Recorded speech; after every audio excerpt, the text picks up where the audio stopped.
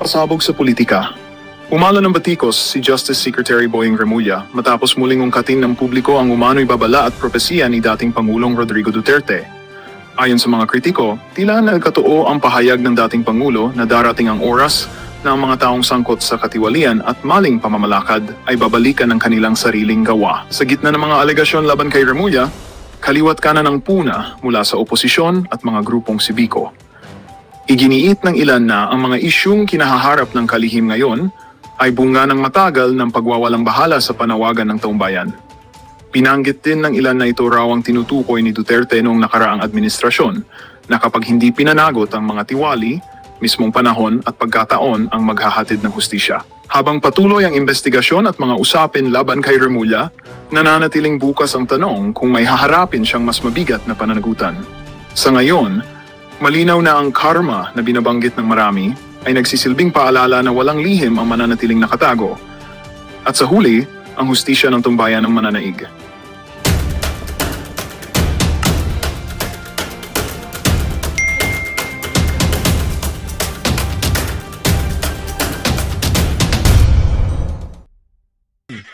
Sila BMR, solid yan.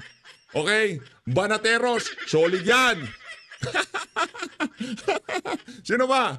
Third floor, solid yan. Yang grupo nila Ma'am Crescent, nila Tio Moreno, Ma'am Sasurgando Sasot, Ma'am Joey, mga solido yan. Makikipaggurguran yan para dito kay dating Pangulo Rodrigo Duterte. Kung yung mga iba, hindi ko nabanggit, kayo na humbalang kumilatis. Ito na mga kababayan. Dito muna tayo kay Marcos Jr. At araw-arawin muna natin yung issue na yan. Buisit kayo. Heto, pakinggan natin. Si Marcos Jr. Marcos Jr. Ano sasabihin niya kaugnay dito sa impeachment? The merits of the case were not examined by the Supreme Court. This is not doesn't mean this does not decide the merits of the case. It just talked about procedure. So the procedure was faulty, was lacking. So yun ang assessment ng Supreme Court. It has. Anong ibig sabihin niyan? Sinasabi nitong si Marcos Jr., ang sinasabi ng Korte Suprema, hindi naman absuelto si Sara Duterte. Diba? Yung merito ng kaso, hindi naman pinag-usapan. Yun lang proseso. Kaya kayo, mga kababayan, pagdating doon sa kaso, guilty si Sara Duterte. Diba? Yung ika nga pagsalansan pa lang nitong si Marcos Jr., hindi naman napag-usapan yung merito. Hindi pa naman na na-acquit si Sara, kaugnay doon sa mga mga inaakusa sa kanya. Hintayin natin yung February 2026 dahil may impeachment pa. Tama ba, mali? Tama, mali? There's no bearing on the rightness or wrongness of the impeachment case. And your reaction, sir, dun sa naging pagboto po ng Senado to archive? Nasabi niyo, sir, ano kayo? Interested observer po kayo. Kaya nga, so I've observed that they voted in... Medyo nanginginig-ginig pa eh. Brad, pagkatapos ng 2028, di ka na makakangiti ng ganyan. Ay, baka sa'yo mapunta yung views. Anak ng tao ka baka sa susunod? Oh my goodness. I keep telling you, the executive has no role in this. The president has no role. I'm an impeachable officer. I cannot involve myself in any of this. So, it's really the Supreme Court. Huwag kang mag-alala, Brad. Panalangin mo na lang na mapunta sa'yo ang views. The Senate and the House. So yun ang kanilang. That's where the decisions were made between on the issues between the House, the Senate, and the Supreme Court. The Supreme Court has decided, and like I've said, that's it. That's the Supreme Court has decided. Hindi mo sasabihin na kailangan natin sundin ang Korte Suprema. Kailangan natin respetuhin. Hindi yung Supreme Court has decided. Hindi ganun. Dapat ikaw ang pinuno ng pamahalaan, sabihin mo na obligasyon ng bawat isang Pilipino na sumunod sa Korte Suprema. Dahil kung di natin susundin ang Korte Suprema, gusto mo rin ba magka-constitutional crisis? Hoy, bangag! Ano, tingin ka dito. Gusto mo rin ba magka-constitutional crisis tayo? Walang iya ka, oo. Ano pinaggagawa mo sa buhay mo? The merits of the case were not examined by... Tapos na pala, hanggang doon lang siya. Eto mga kababayan, eto na nga. Eto na nga. Eto kasi bigla tayong napaisip noong si dating Pangulong Rodrigo Duterte. Siguro hindi naman ito luma na tong video na to. Ay, siguro napanood na ng iba to. Kaso noong nagmumuni-muni tayo ika nga, naalala natin inendorso nitong si dating Pangulong Rodrigo Duterte, itong si Rodante Marcoleta. 2019 election to ha, 2019. Hindi ko kayo misled na papakita na bago yung video, hindi naman pala. Mantoka ito. 2019 to, endorsement nitong si dating Pangulong Rodrigo Duterte dito kay Senator Rodante Marcoleta. Ika nga yung pangarap ni dating Pangulong Rodrigo Duterte dito sa video na to atin nang nasasaksiyan ngayon sa Senado. Panoorin natin mga kababayan. Gang! So, para sa akin, kailangan natin kung marami kayong ganun ang asal sa buhay, maraming Rolante Marcoleta ang nasa dapat na sa Senado. Pero kung may isa lang at mailagay ka doon, maraming malaking bagay na yan at marami ka nang magawa. So para sa akin, dapat nandiyan ka sa Senado. At sinabi ko sa mga tao, I said it before and I will say it again, yung Rodante Marcoleta na yan, kung hindi ninyo gawaing napakamalas na bansang ito. Yung nandyan, mga negosyante, bilyonaryo, to protect their own interest. But wala kayong mga tao na gusto talagang magsilbi para sa tao. So, para sa akin, I will vote for you. I will ask the people to vote Marcoleta to the Senate so that he can be of use to the country. Yan ang appeal ko sa tao. Hindi sabihin na politika. Wala nga, hindi naman ito nagpapartido, nagpaparada dyan na anong klase-klase. But on his own, ginawa niya yung trabaho niya. And your one distinct episode ng buhay mo. Hindi na manalo. Talo ka o panalo sa Diyos na yan. It's a destiny. Pero na may dumaang Dante Marcoleta dito sa Congress na ito. Kung mapahaba natin ang termino dyan sa Congress, whether as a congressman or as a senator, what I would like him, ako mismo isang Pilipino, gusto ko, Marcoleta sa Senado. Yan ang sinasabi ko sa kung buboto kayo at maniwala kayo sa akin, iboto ninyo kasi he would be an asset sa ating gobyerno. Hindi lang sa Senado. At ang Pilipinas would be better, much better, if there are people working for the Republic of the Philippines. Diba? Nagkatotoo ho lahat ng sinabi nitong si dating Pangulong Rodrigo Duterte dito sa video na to. Talagang naging asset siya ng sambayan ng Pilipino. Hindi na mga nag-aaring-uring mga mga oligarko, kapitalista o kung sino pa man.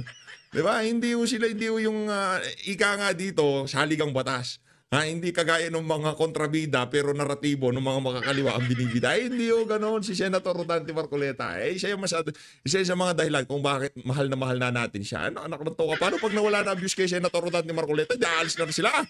Huwag ganoon. Kabastusan yan napaka-passionate kasi natin pagdating sa pagsuporta. Kasi yung mga nanonood sa atin dito, totoong tao. Totoo ang pagsuporta. Tapos pakakainin mo ng peke, nakakadiri ka, di ba? Nakuha nyo ba na, ibig ko halimbawa, sa camera na to, nakikita nyo, ganito sinasabi ko. Pero pag nakatalikod na ako, pag lumipat na ang bus, lilipat na ako. Anong mararamdaman nyo para kay PH Update? Di ba, kahit na bago na lang kayong kahit bago na lang ako matulog pagkagabi, iniisip ko, anak ng toko, ang dami ko linokong tao. Di ba? Hindi natin kaya. Hindi natin masisikmura yan. May views kay Digong, walang views kay Digong, mananatili tayo. Mananatili ho tayo mga kababayan. Ayun na nga, balik ko tayo sa ating usapan. Yun ang dahilan kung bakit napaka-passionate natin. Napakahirap manloko ng tao. Hindi ho natin masigmura. Eto mga kababayan, ano nga bang nangyari dito kay good ba siya o bad ding? Sir Jack, manatan mo na. Ano ba siya? Good or bad ding? Bad ba siya or good ding? I-comment nyo sa baba. Kasi kung good ding siya, hindi bababa ng ganito ang kanyang following. From 20 million, yan na nga ba sinasabi ko eh. Oh, yan na nga ba sinasabi ko. From 20 million, 19 million na lang ho siya ngayon. Palakpakan. Ngayon, ang mga kababayan natin, sinasabi nila, huwag na daw tayong magmakdo. Ayaw na nilang magmakdo. Mga kababayan, hihikayatin ko kayo. Tangkiligin na lang natin ang sariling atin. Huwag na ho kayong kumain dyan. Dahil ang endorser nila dyan, bad, hindi good. Dyan sa McDonald's, ang endorser nila dyan, si Vice Ganda. Ano ho yan ika nga, bad yan hindi siya good. Ano bang ginawa sa ni Tatay Digong? May pa jet ski holiday ka pang nalalaman. Loko-loko ka ba? Inaano ka ba niya? Ang tanong, magkano bayad sa'yo para gumawa ka ng ganong klaseng propaganda? Yan sinasabi ko Ang tanong, magkano ba ang ibinayad sa'yo para gumawa ka ng ganong klaseng propaganda laban dito kay Tatay Digong na napabalitang namayat na, gusto na lang makauwi at kung sakali dito na siya tapusin yung mga natitirang araw ng kanyang buhay, di ba? Tapos babastusin mo ng gano'n. Ibang usapan na yan. Mga kababayan yung mga nasa IG, mga nasa FB, alam nyo na ho ang gagawin dito sa sintu-sintu na to. Ako mataas respeto ko sa mga to kasi marami tayong kasama nakabilang diyan sa diyan sa organisasyon marami. Sila Sir Tio Moreno, si Alvin and Tourism, di ba? Mga kaasosasyon yung mga yan. Kasyali ho sila sa organisasyon. Kaya hindi ho natin pwedeng banatan. Yun mga good ding yun. Eto, bad ding yan. Di ba? Alam nyo na ang gagawin. Pagka sabi ng anak nyo, anak, Ma, gusto ko McDo. No, hindi tayo magmamakdo. Mag-Jollibee tayo. Jollibee baka naman Kahit 2 2-piece lang. Kahit 1 2-piece lang pwede na. Ganun lang naman yung mga kababayan. Ito na, punta na ho tayo dito kay Ma'am Pinky Web. Kay Ma'am Pinky na ba tayo? Pagka nakikita ko si Ma'am Pinky, ang ganda talaga ni Ma'am Pinky. Dito tayo, game. How do you feel, sir? Okay lang. Kaya happy, did you expect po na yun yung magiging desisyon? Kasi alam naman namin na mas marami ang gustong sumunod sa konstitusyon. Gusto sumunod sa ruling ng Supreme Court. So, expected na natin yun. Salamat. Supreme Court's decision today, but we have to abide by it. Because we want to prevent a constitutional crisis. We have to abide by it. Hindi ko nalang sinasabi na, hindi, si VP Sara, dito yung mga aligasyon nila. Ang sinasabi nila, kailangan natin sumunod sa saligang batas. Kung yung mga nasa lower house, mga meron ng saltik sa utak, kami dito, ibahin nyo kami. Mga nasa tamang kaisipan kami. Hindi namin hahayaan na mapunta sa aso itong gobyerno na to. Hindi namin hahayaan na mapunta sa mga makakaliwang grupo itong bansa na to. Kaya ang mga makakaliwa, oportunidad sa kanila yun constitutional crisis. Sige, magkakaguluti sila. Behind the scene, papalakas tayo ng persa, di ba? Tayo uupo. Yun ang gusto nila, kaya huwag nyo sundin yan. Dapat tuloy yung impeachment. Later, sa susunod na panahon, ano mangyayari? Constitutional crisis. Pero ito mga mga senador, mga matatalino, Kahit na hindi ka nag-agree, but we have to respect that's how our constitution is. Kung equal branch, kailangan natin respeto. Kailan sa meron pang motion for reconsideration sa Supreme Court, well, by moving it, by the motion to archive, kahit po naka-archive na yan, in case po, si Supreme Court i-grant yung motion for reconsideration, by the vote of the majority, we can revive it. Ito pong impeachment. No? So, hindi ibig sabihin patay na. No? Naka-archive siya, but if the vote, in case po ang Korte Suprema ay magbago, mag-overturn ng kanilang naging decision, it can be revived. O pwede buhayin at ibalisan. Kaya ano na yun eh. I think it's a very fair decision. Ayun na nga mga kababayan, maliwanag pa ho sa sikat ng araw yung naging desisyon ng ating mga matatalinong senador. Di kagaya nung iba dyan, ika nga meron pa silang nalalaman on the table. Baka nagte-table ka nung nasa school bukol ka. Never miss a story. Unlock. Teka, nagulat ako doon. Sino ba yun? May nagsasalita, wala naman nagsasalita. Baka multo yun, PH. Baka multo yun, ha? Napaganon ako. Uy, ano yun?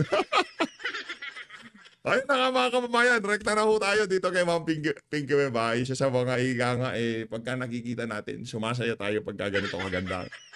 Kaharap natin Ma'am Pinky Web, mega love shoutout. For reconsideration with the court. What are the implications of the Senate's decision, and is there a way to revive the impeachment case? Let's get on point with the President of the Integrated Bar of the Philippines, Attorney Alan Panolong. Attorney, good to meet you. Thank you so much for your time. Yeah, thank you for having us here. Very welcome. The Integrated Bar of the Philippines came out with a statement last August 1 regarding the Supreme Court decision calling the impeachment complaint against the Vice President as unconstitutional. Ito po yung, it's a one-page statement. I'd like for you to summarize this only because the IBP was referred to by some of the senators during the vote yesterday. Two of them, as you mentioned, at least made reference to the IBP position. Yes. Let's talk about it. Summarize it, please. The official statement of the IBP is essentially summarized in this way. The Integrated Bar of the Philippines as Mga kababayan, presidente ho yan ng Integrated Bar of the Philippines. Makakala nyo, ha? Hindi ho, yung mga sasabihin, itong si Attorney Alan Panolong dito, ito talaga legit, hindi ho ito legal mercenary. Hindi ho ito nagpapanggap na legal luminary pero mga legal mercenary. Yung mga matatandang ahas na sinasabi nitong si Senator Rodante Marcoleta, hindi ho kasama itong si Attorney Alan Panolong dito sa video na to. a mandatory organization of lawyers in the country is for the upholding of the rule of law. We recognize that the House of Representatives has the power and authority to initiate impeachment complaint against impeachable officers. Likewise, in the same manner, we recognize that the Supreme Court, pursuant to the constitutional duty to interpret laws, has the power to determine whether there has been excesses or grave abuse of discretion amounting to lack or excess of jurisdiction on the part of any agency or instrumentality of the government. So we appeal to everyone to exercise restraint, and there are available remedies under the legal framework within which to ventilate one's grievance, because I understand there are differing opinions, especially in the legal community. Yeah. So we advise them that there are still available remedies, although the decision says it is immediately executory. All right, we're going to go to that in a bit. Just to summarize it, you were for obviously upholding the rule of law, as you mentioned a while ago. Yes. You also said that on the second part is that the House has the sole authority to initiate impeachment complaints. Yes. And then the third is that the Supreme Court has the power to determine grave abuse of discretion. When you look at the Supreme Court decision, 97 pages in total, did you agree with the decision? Did the Integrated Bar of the Philippines agree with the decision of the Supreme Court calling the impeachment complaint unconstitutional, null and void, void ab initio, and that the Senate did not acquire jurisdiction over it? Can I say my personal opinion? Sure, let's start with that. I would say, based on my own personal opinion, the Supreme Court correctly ruled on the petition for nullification of the impeachment complaint against the Vice President. Oy, ito, Attorney, pwede ka bang magbigay ng advice kay Soto? Ano lang, yung mapagbibigyan mo siya ng pro bono? Kasi yung mga legal luminary niya, puro palpak eh. Kung ano, sabi niya, sabi nung legal luminary ko, okay lang kahit hindi sundin ang desisyon ng Korte Suprema na yan. Ano to, Korte Suprema, di mo susundin. Nag-advise sa'yo abogado, baka abogado ng school bukol yun. President Sara Duterte, because, the impeachment process, if I may explain very briefly, although it's a political process, but there are guidelines set forth under the Constitution, and I'm referring to Article 11, Section 3, Paragraph 1, which states that, number one, the authority to initiate impeachment is vested to the House of Representatives. Paragraph 2 of Section 3 of the said article also provides that there are two modes of initiating an impeachment complaint. One, by a resolution of endorsement of a verified complaint by a member of the House of Representatives, or a verified complaint by a private citizen to be endorsed by a member of the House.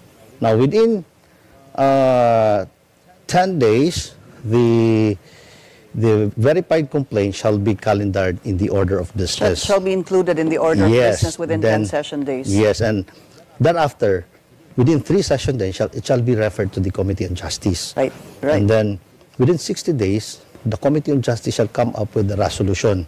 Yan po yung buong ano niyan eh. Yeah, okay. Yeah. So, and the House, it shall be the Committee on Justice shall issue by a vote of majority shall issue a resolution.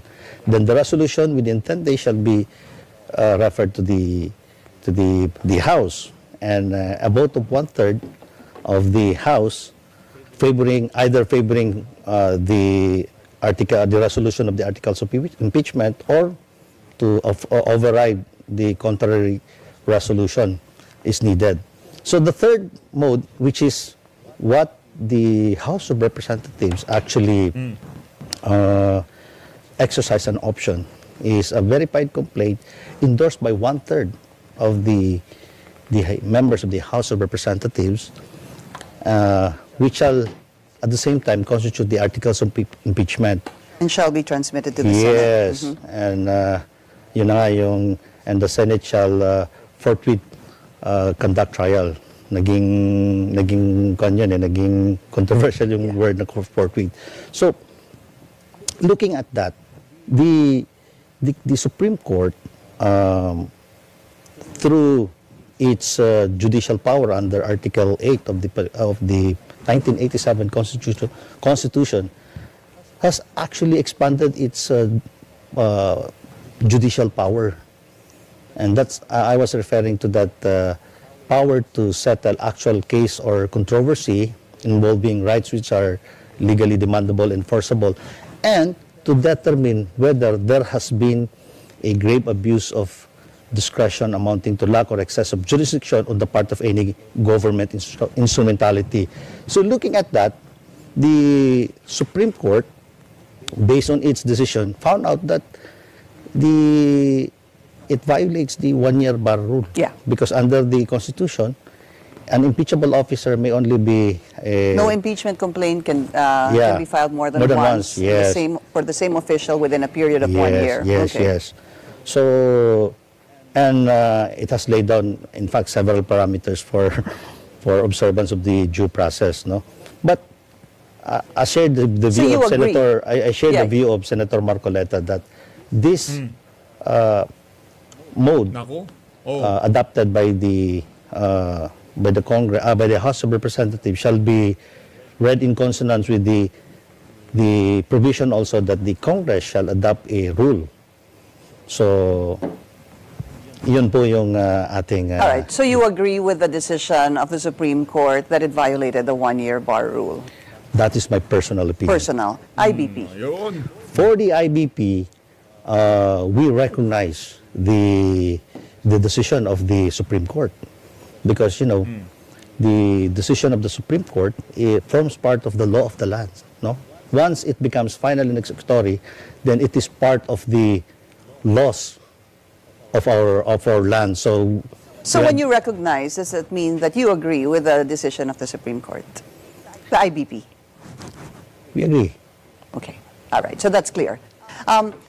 there were some issues that have come out, even former, well, let's just name one, former Senior Associate Justice Antonio Carpio, basically saying, and others, that there were what is called being factual errors. I'm not sure if you were able to read this, but I'm assuming you have because it's been going around with regards to the decision of the Supreme Court invalidating the impeachment complaint, basically because of the violation of the one-year bar rule.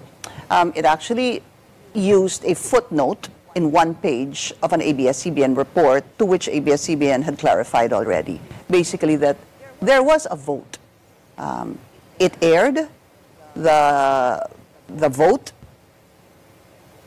That's why they needed to clarify that, because it appeared that in the decision of the Supreme Court, it was to the contrary or the opposite of that. My question is, if there were indeed factual errors that were part of the decision of the Supreme Court, should they look into it again, especially with a clarification from the news report that was rather clarified? Should they look at it again and possibly understand if they did make an error or a mistake? That is a discretion on the part of the Supreme Court. As we all know, if I'm not mistaken, 2 days ago, there were several motions for reconsiderations filed before the Supreme Court. And, well, we really don't know if the court would look into it, because during the press briefing, in fact, the spokesperson made an announcement that the decision remains immediately executory. But, well, you know, the Supreme Court can, on its power, can actually look into it if it wishes to. So it's really up to the Supreme Court to decide on that. The second part that you had mentioned a while ago is that there were conditions laid down by the Supreme Court when it comes to the mode of transmittal of the, if you have 1/3 vote, you transmit that constitutes the articles of impeachment and transmitted to the Senate. That's where the Supreme Court laid down 7 requirements, call it conditions, that have to be met to be able to respect the right of an individual that is being impeached. Do you agree that the Supreme Court had the right to be able to lay down those conditions when in Article 11, also, I think it's Section 8, that it says that the House shall promulgate its own rules regarding the impeachment? What do you think of that? Magandang balita ang hatid namin sa inyo ngayong araw. Sa pagtatapos ng aming balitaan, nagbigay kami ng mga mahalagang impormasyon. Maraming salamat sa pagtutok at pagsuporta sa aming programa. Huwag kalimutang manatili sa mga susunod na araw para sa mga bagong balita at mga kwento na dapat nating abangan. Mula sa Boses ng Masa, magandang araw, Pilipinas!